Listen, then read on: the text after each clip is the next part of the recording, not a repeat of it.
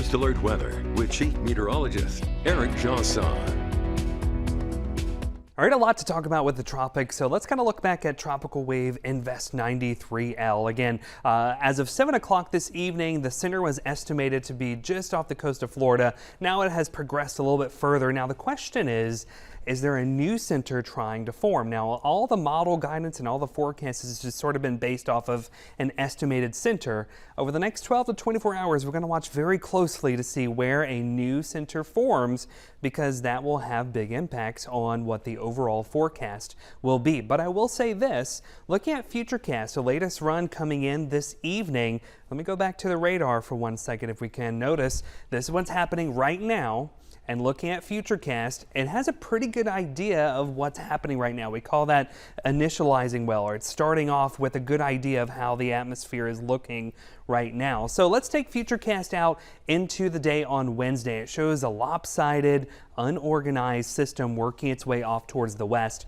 When I say lopsided, notice how the north side of what appears to be the circulation is drier than the south side of the circulation. There is some northerly wind shear that's going to be blowing a lot of the thunderstorms off of the coast, so that could play a role in the rainfall totals that we see along the Gulf Coast. Watch as we head into Wednesday evening. Tomorrow evening, I do think we do start to see some of those scattered showers and rain bands start to pivot into South Mississippi, generally from the east to the west. A few of those could be heavy. As we go into Thursday and Friday, Futurecast hinting that circulation begins to move towards Louisiana and begins to move west of us. And again, all this is based off of where the center was estimated to be last night. If a new center forms tomorrow, some of this could change. But as we go into Thursday, notice Futurecast hinting that we start to see maybe the atmosphere becoming a little bit more conducive right before it moves into Louisiana for it to get better organized as it works its way into perhaps southwestern Louisiana or into central Louisiana. But by the time we get into Thursday and Friday, we're on the right side of the system finally, and we could have a better chance of those off and on scattered showers and thunderstorms. Who sees the heaviest rain? There tends to be a model consensus at the moment that perhaps where that center tracks is going to be that part where we see that bullseye of heavier rain, and there could be some heavier rainfall totals just off the coast.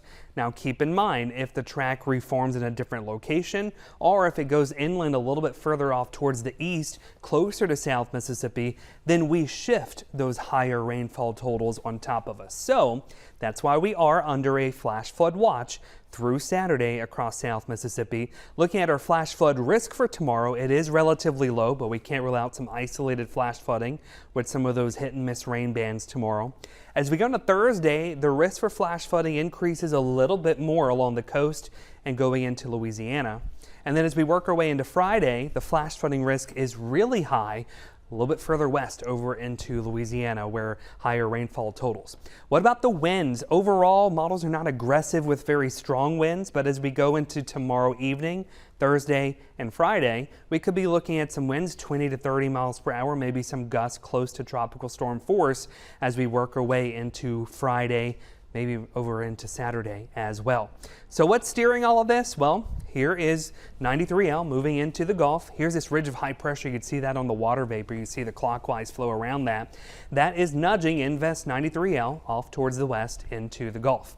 That ridge of high pressure is going to slide off towards the east as we go into Wednesday, Thursday, and Friday, and it's going to steer 93L off towards the west. So that's why it's kind of taking that almost east to west track along the coast there.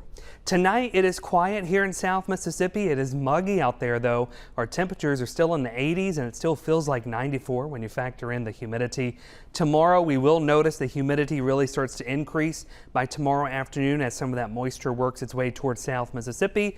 Our rain chances are going up. Scattered showers and a few thunderstorms will be possible. Again, you can see that on Futurecast by the time we head towards the late afternoon. Some of those rain bands pivoting from east to west. Some of those could be heavy, so don't get caught off guard by that. 7-day forecast, it looks like this. Again, we're going to be watching Invest 93L very closely. It does have the potential to become a tropical depression or a tropical storm. Regardless if it becomes a named storm or not, it doesn't take a named system to cause problems, especially with flooding. And with something so close to land, we're going to keep a very close eye on it.